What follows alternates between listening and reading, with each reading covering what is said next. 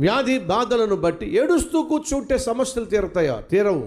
మరి నేను చెప్పింది చేయి, అప్పుడు సమస్యలు తీరతాయి. ఈరోజు దేవుడు నీతోనే మాట్లాడుతున్నాడు. నువ్వు ఏడిస్తే లాభం లేదు, నేను చెప్పింది చేస్తే నీ సమస్యలకు పరిష్కారము దొరుకుతుంది. నమ్మిన వారు ఎవరైనా ఉన్నారా మన మధ్య? నీ ఏడుపు ఆగాలి అంటే దేవుడు చెప్పింది చేయి. దేవుడు చెప్పింది చేస్తే నీ ఏడుపు ఆగుతుంది. దేవుడు చెప్పింది చేస్తే నీ కళ్ళల్లో నుంచి కారుతున్న కన్నీళ్లు ఆగుతాయి. దేవుడు చెప్పింది చేస్తే తల దించుకున్న నీ తల ఎత్తబడుతుంది.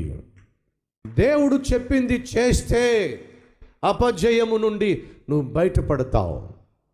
దేవుడు చెప్పింది చేస్తే నీలో ఉన్న నిరాశ, నిస్పృహ, నిరుత్సాహము నిన్ను విడిచిపెట్టిపోతుంది.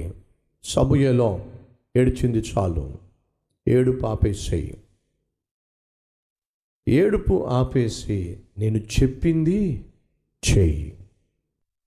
ఇశ్రాయేలీలు విసిగిపోయి ఉన్నారు.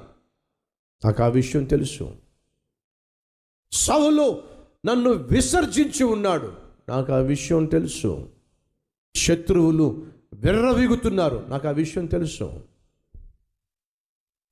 ఉన్న పరిస్థితులు మారాలి అంటే, ఇప్పుడున్న పరిస్థితులు మారాలి అంటే, ఏడుస్తున్న నువ్వు సంతోషించాలంటే సమయంలో నేను చెప్పింది చెయ్యి.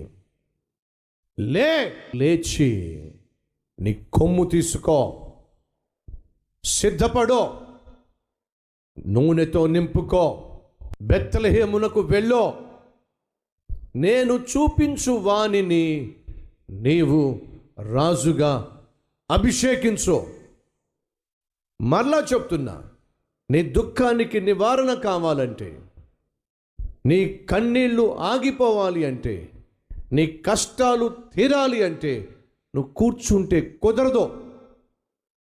శ్రమ వచ్చింది అని, కష్టం వచ్చింది అని, వ్యాధి వచ్చింది అని, ఆటంకం వచ్చింది అని నువ్వు చేస్తున్న సేవ చేయకుండా ఆపేస్తే కుదరదు. నువ్వు చేయాల్సిన ఉద్యోగం చేయకుండా లీవుల మీద లీవులు పెట్టేస్తే కుదరదు. వ్యాపారాన్ని, నీకున్న కొట్టును, నీకున్న షాపును తెరవకుండా మౌనంగా కూర్చుంటే కుదరదు. ఈ ఏడుపు ఆపేసి నువ్వు చేయాల్సింది చేయి. నేను చెప్పింది చేయి, అందుకు సిద్ధపడో.